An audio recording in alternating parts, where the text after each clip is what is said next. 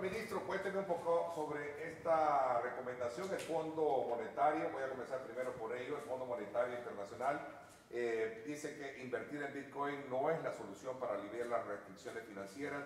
Recomienda, desde luego, retroceder en el tema de considerar que esto sea una moneda en curso en nuestro país. Sí, bueno, Ernesto, creo que hay que ir por partes. Creo que lo que tú señalas está contenido en el informe del artículo 4 o la evaluación del artículo 4 del Fondo Monetario Internacional. Esta es una evaluación que se hace año con año. Si bien es cierto, la evaluación del artículo 4 hace referencia a la implementación de ley Bitcoin, también hace referencia al buen manejo de la pandemia que tuvo El Salvador, al robusto crecimiento de la economía que ha permitido recuperar pues, todos nuestros índices y también las condiciones que teníamos previamente a la pandemia. Además de eso, también hace alusión al uso de fondos y a la rendición de cuentas que la administración pública salvadoreña hizo acerca de los fondos COVID, con la publicación de los informes de las auditorías de la Corte de Cuentas que fueron proporcionados al Fondo Monetario Internacional, vieron sus publicaciones en el portal web de la Corte de Cuentas y además de eso, pues, hace alusión al diálogo que nosotros hemos tenido con ellos durante todo el año. Y otro de los elementos a los que también se incluye en el informe es la implementación de Bitcoin como moneda de curso legal en el país y la implementación de Chivo como billetera digital para El Salvador, una billetera estatal por primera vez en la historia de la economía mundial. Entonces, en ese aspecto, en materia del sistema cripto implementado en El Salvador, el Fondo Monetario Internacional destaca inicialmente que permite la inclusión financiera.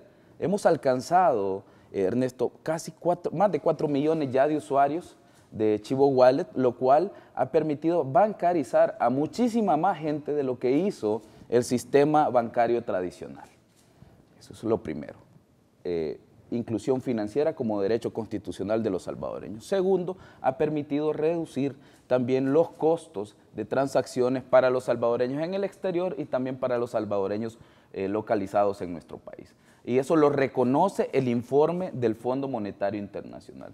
Por último, dice, El Salvador debe mitigar y debe verificar y debe implementar políticas para que todos los riesgos asociados a la implementación de esta iniciativa se reduzcan.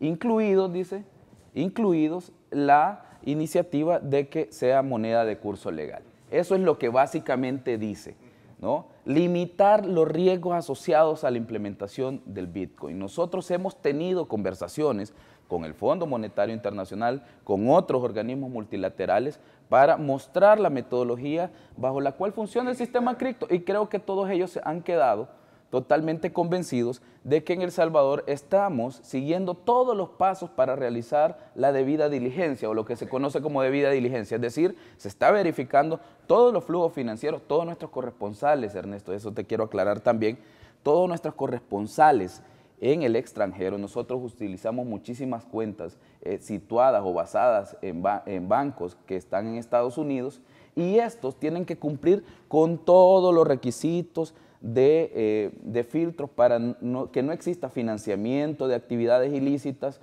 u otro tipo de ilícitos en los flujos de efectivo. Es decir, estamos cumpliendo con todos y cada uno de los filtros de la debida diligencia para todas las operaciones con criptomonedas. Limitar es muy diferente la palabra a eliminar, como en su momento puede también interpretarse desde otra perspectiva y como se ha visto que ha sido interpretada por algunos economistas, es decir, sobre todo por el riesgo al que se somete el tema de la deuda pública, porque decía que aquí es uno de los aspectos que los cuales ha preocupado muchísimo, sobre todo cuando se trata de la manera de incurrir, aumentar la deuda pública para invertir en Bitcoin. Veamos algo, Ernesto. Una cosa es, digamos, lo que los medios reproducen en nuestro país y otra cosa muy distinta es lo que básicamente dice el informe de la evaluación del artículo 4 en El Salvador.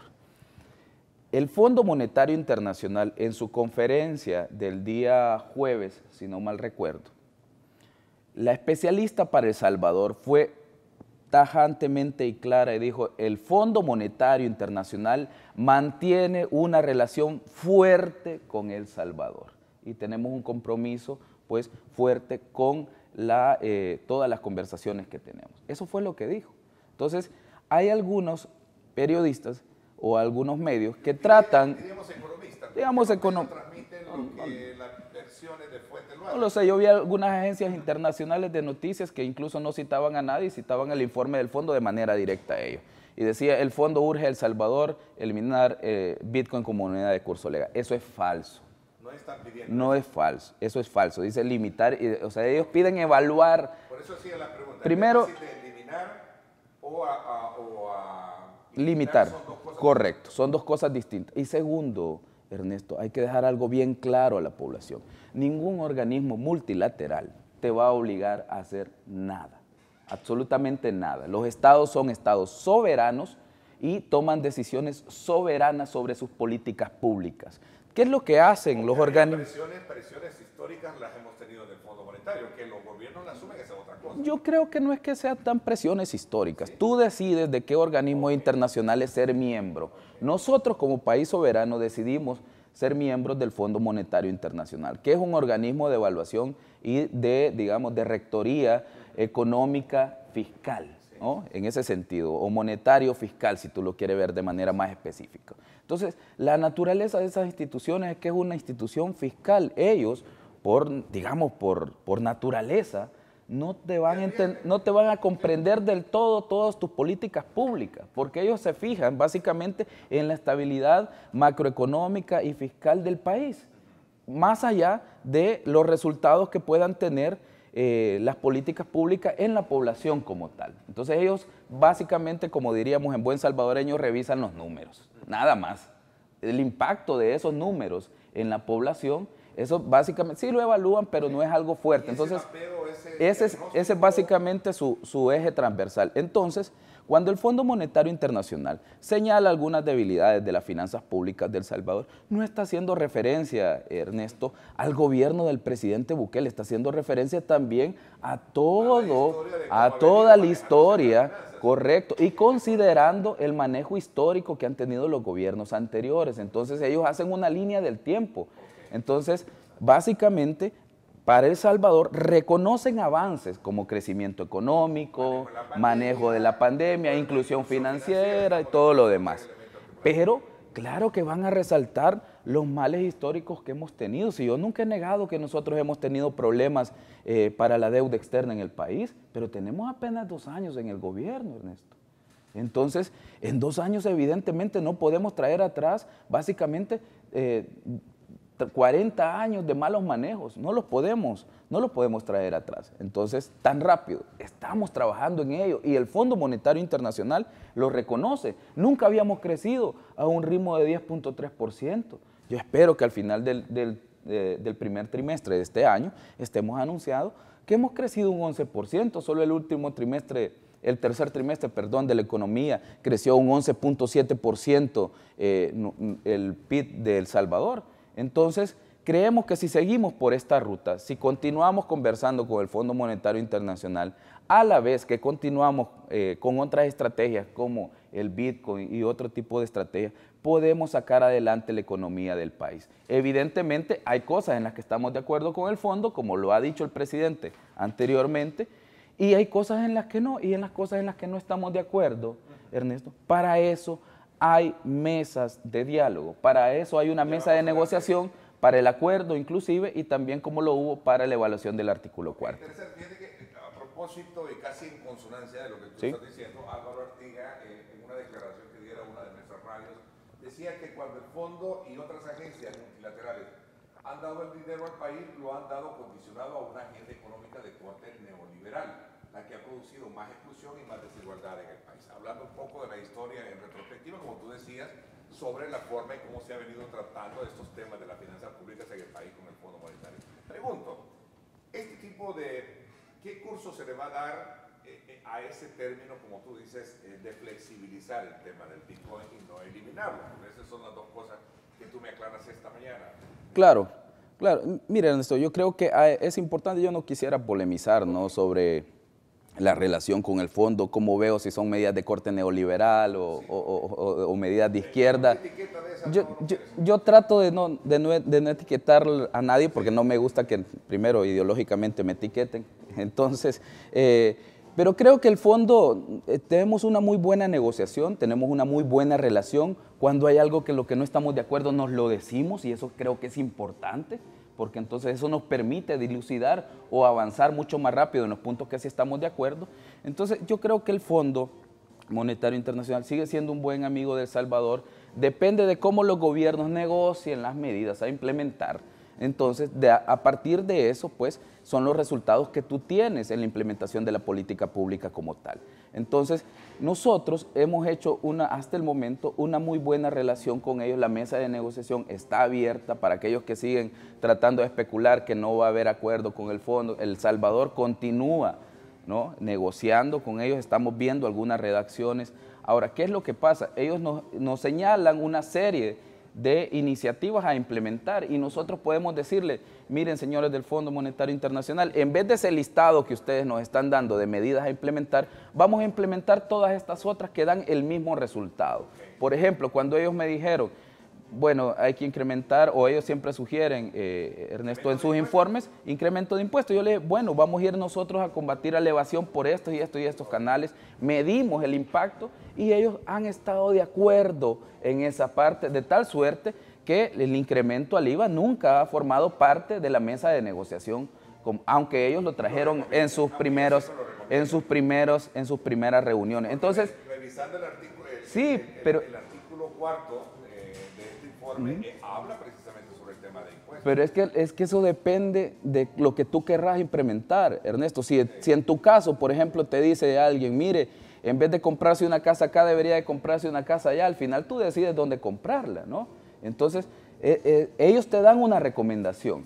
Entonces, nosotros lo que hemos hecho es sustituir o tener otras alternativas para llegar al mismo resultado que ellos quieren llegar, que es tener básicamente un ajuste del 4% del PIB para los próximos 3 años en El Salvador. Ya estamos con la implementación de medidas, Ernesto. Ellos hacen referencia, por ejemplo, a la reducción de transferencias corrientes y al control de esto, específicamente, básicamente el FODES. Con la creación de la DON, centralizamos financieramente el manejo, pero descentralizamos siempre la obra física. Yo he visto algunos alcaldes que se quejan y yo me pregunto si al final lo que le debería interesar al alcalde es tener la obra, ¿no? No manejar los fondos públicos.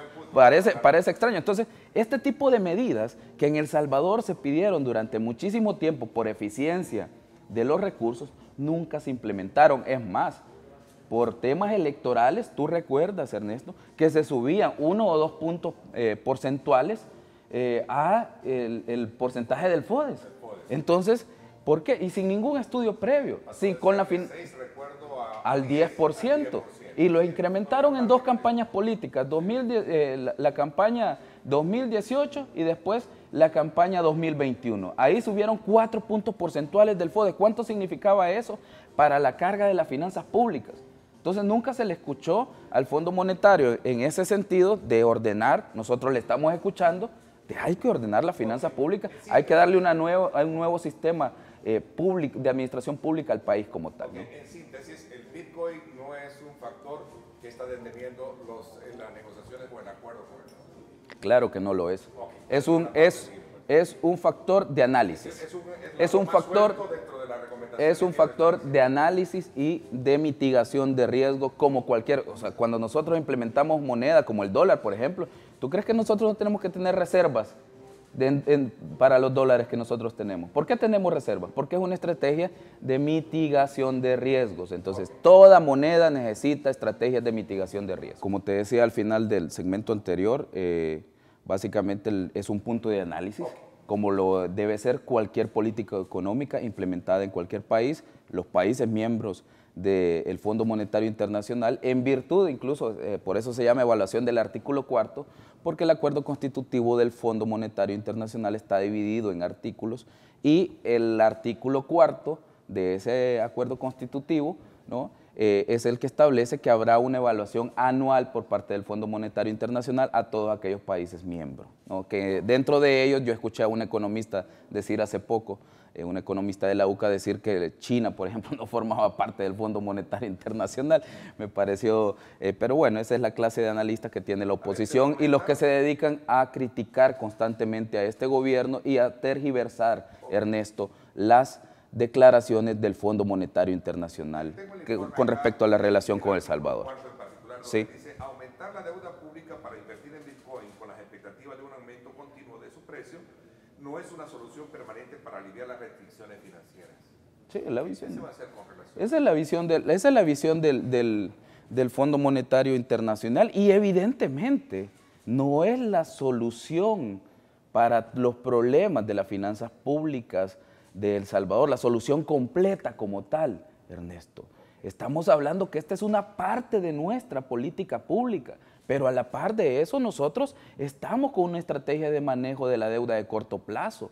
Hemos reducido de un 30 a un 25% el nivel de emisión de deuda de corto plazo por cada presupuesto.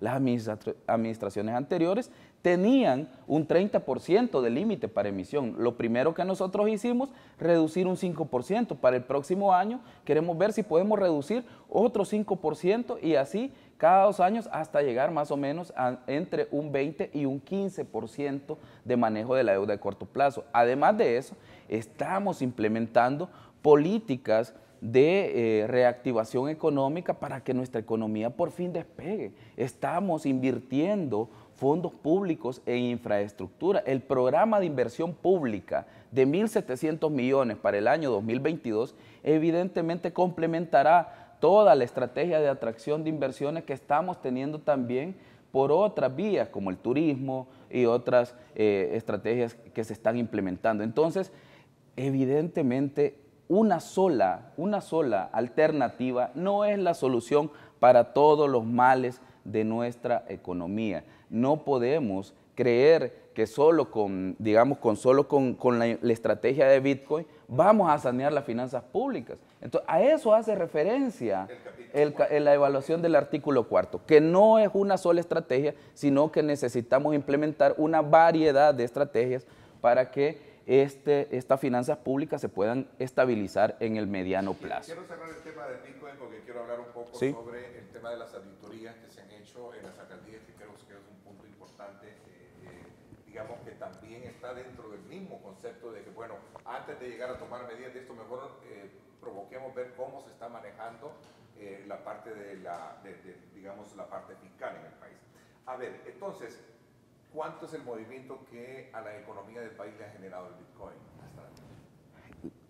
¿En qué sentido? Por ejemplo, hablábamos de que el número de remesas en el país iba a ser una alternativa propicia para los salvadoreños desde el punto de vista que no deben pagar, digamos, el porcentaje de comisión que en el caso de la banca privada sí se lo estaba haciendo. Sí, anualmente nosotros nos estaríamos ahorrando básicamente 400 millones solo en materia de comisiones por remesas desde los operadores alternativos, no desde la banca, solo 400 millones entre, digamos, no quisiera decirlos por su nombre, porque no, tampoco quiero generar una controversia, digamos, con los operadores, pero básicamente aquellos que operan más como mecanismos de remesas exclusivamente y no como bancos como tal. Entonces, solo con ellos estimaríamos que serían 400 millones que estarían siendo inyectados directamente a nuestra economía, más toda la digitalización de las operaciones, que esto también va a generar, Ernesto, pues va a generar una aceleración de todos nuestros flujos financieros, más todo aquello que podamos atraer de nuevos inversionistas a El Salvador. ¿Cuánto de esos inversionistas pueden venir por turismo o porque les gusta la playa? Es un poco complicado medir los alcances que pueden tener, pero... el bono Bitcoin. Sí. ¿Sí? Sí. ¿Y a eso vamos? Más o menos en marzo vamos a estar saliendo, los primeros 15 días de marzo tenemos nosotros programado terminar con todo lo necesario para que se emita el bono, ¿no? Estamos tomando todas las salvaguardas, hemos tenido conversaciones con gente pues, que conoce completamente todos los requisitos de cumplimiento. Hay que recordar que hay que cumplir con toda la normativa de emisión de títulos valores de un bono soberano, no es que que se pueda emitir como uno quiera, ¿verdad? Sino que hay regulación para eso, hay verificaciones que se hacen de los flujos de efectivo de los compradores de los bonos, porque tampoco puedo yo venderle mi bono soberano a alguien que está en una actividad ilícita, ¿no? ¿Se ha medido muy bien el riesgo? Claro que se ha medido. Absolutamente se ha medido todos los riesgos, Ernesto, se han medido todos los riesgos y se ha trabajado en cada uno de esos riesgos para minimizarlos, La volatilidad del valor es uno de ellos. Es que depende con qué lo medís.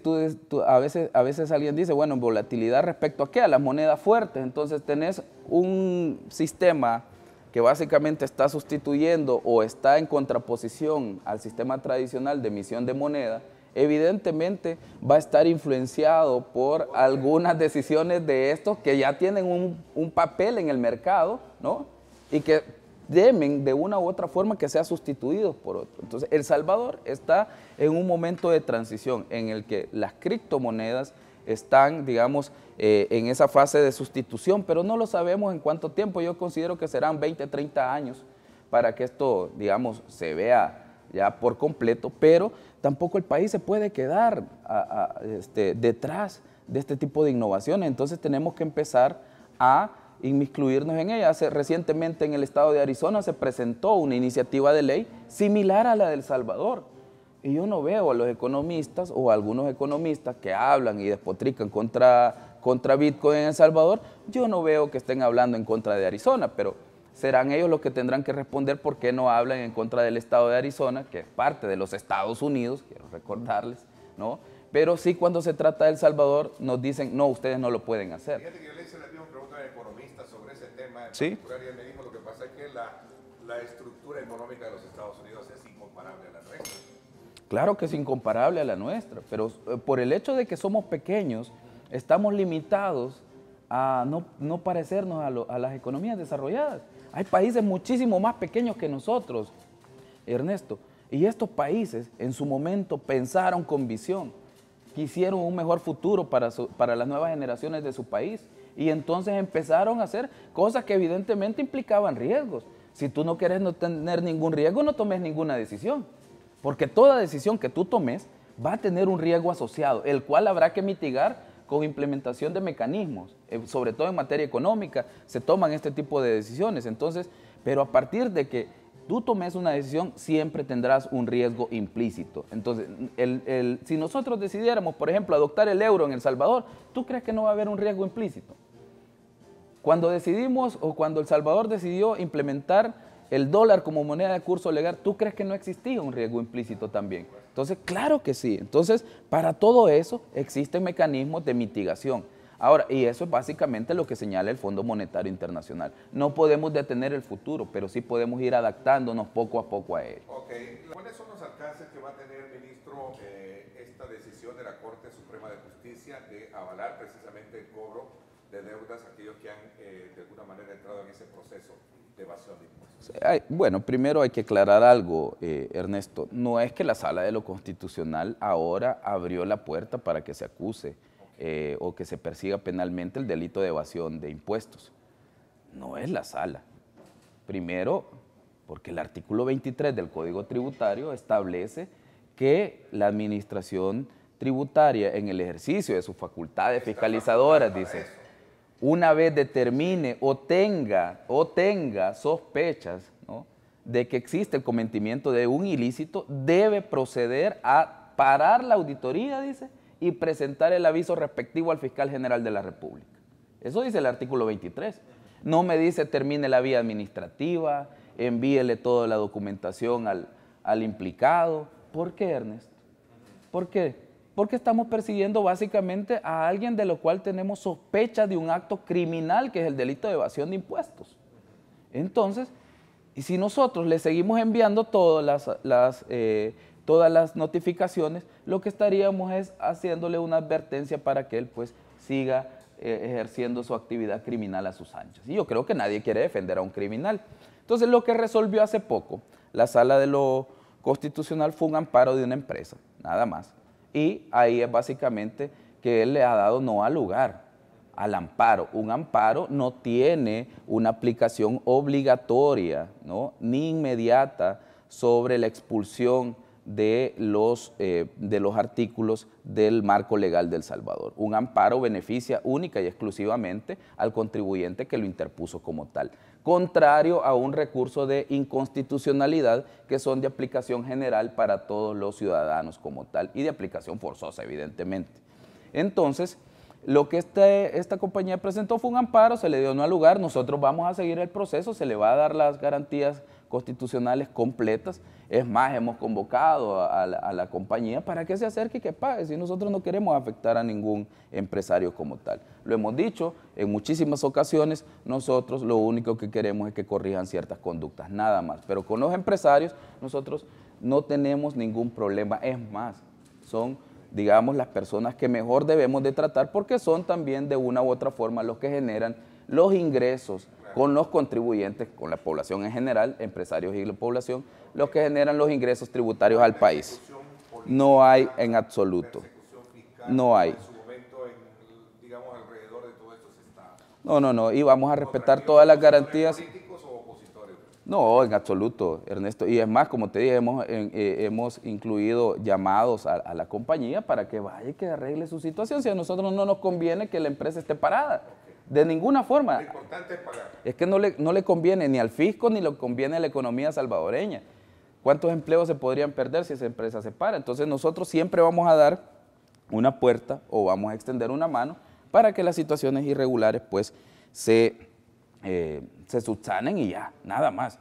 Entonces, si ellos arreglan su situación, pues no pasa nada, ¿no?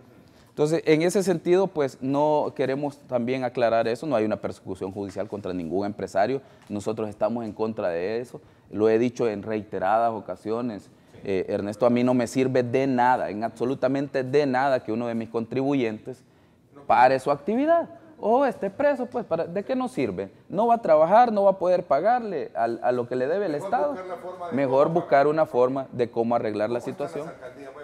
Sí, no, adelante. De 60 que están visualizadas, creo que 24 ya han sido auditadas, ¿no? Bueno, de 262 alcaldías, nosotros hemos terminado hasta el momento 109 alcaldías que se han pues terminado de verificar. Se presentó un informe de 66 alcaldías en la última conferencia de prensa, pero ya esta semana hemos avanzado hasta lograr un total de 109. Entre esas 66 que presentamos en la conferencia anterior, habían más o menos 24 millones. Nosotros auditamos un monto total de cerca de 64 millones que fueron otorgados a las alcaldías, a esas 66 alcaldías que presentamos. 64 millones otorgados, 24 de estos millones no estaban o no coincidían con los destinos que el decreto 608 establecía para la emergencia de COVID-19. Estos 66 millones se los dieron a las alcaldías para mitigar los riesgos asociados a COVID-19 durante la emergencia sanitaria y para proyectos de reactivación económica. Pues 24 millones de estos no tenían nada que ver con los destinos. En muchos de los casos lo que hacían era de la cuenta de COVID-19 sacaban un cheque y la pasaban a la cuenta de FODES o la pasaban a la cuenta de fondos propios y desde ahí pagaban fiestas patronales, pagaban salarios de los empleados, el salario del alcalde, salario del consejo y se olvidaban de la población que estaba sufriendo los efectos de COVID-19. Esos 24 millones. Y después hay cerca de 2.7 millones, un poquito más de 2.7 millones, que no hay documentación de nada. Y esto es lo más preocupante. Está básicamente el cheque firmado por las dos personas que tenían firma en el banco y se acabó. Nada más. No hay ni una factura, no hay ni un recibo, no hay una carta solicitando fondos, no hay absolutamente nada de documentación para esos 2.7 millones. Y cuando eso pasa, especulado. Es especulado, porque es básicamente sustracción de fondos públicos sin debido proceso. Y cuando tú sustraes fondos públicos sin debido proceso, eso es básicamente especulado, porque no se sabe a manos de quién fue a parar. O, bueno, sí se sabe, pero se sabe quién cambió el cheque, ¿verdad?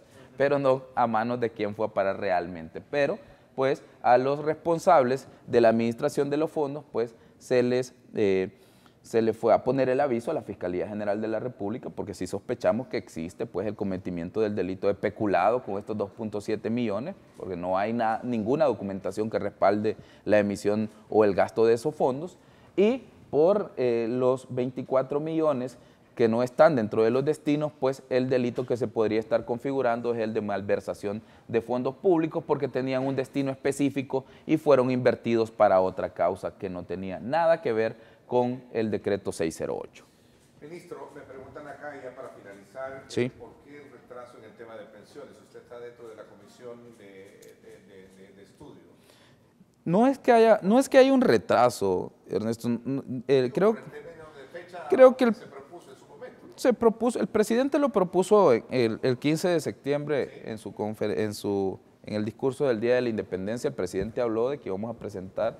Luego, a pedido y a solicitud de varios sectores, pues el sector de los trabajadores sobre todo, se pidió un tiempo mayor para recoger más insumos. Ellos dijeron, queremos que escuchen a estos grupos, queremos que se reúnan con estas otras personas. Miren, ya se reunieron con nosotros, pero sería interesante que escuchen a estas otras personas también. Entonces, en ese sentido, se amplió el plazo y dijo el presidente, lo vamos a presentar más adelante. Ya estamos en las últimas discusiones, se han remitido varias propuestas, no es solo una propuesta la que estamos analizando. Nosotros hemos, digamos, captado varios insumos de otras propuestas que se han presentado y hemos presentado una en conjunto como ejecutivo que recoge todas, ¿verdad? Pero el presidente está analizando una serie de propuestas que se le han sido presentadas y a partir de eso, pues, nos hemos tenido una serie de reuniones para preparar cuál es, digamos, el anteproyecto que se irá a la Asamblea Legislativa y en su momento será la comisión de la Asamblea Legislativa la que mandará a llamar a otros actores para darle cumplimiento al principio de discusión parlamentaria y revisar todos los otros aspectos antes de su aprobación. ¿Hay riesgo de impago en el país? Absolutamente ninguno, Ernesto. Y eso quiero ser muy claro, yo siempre lo digo.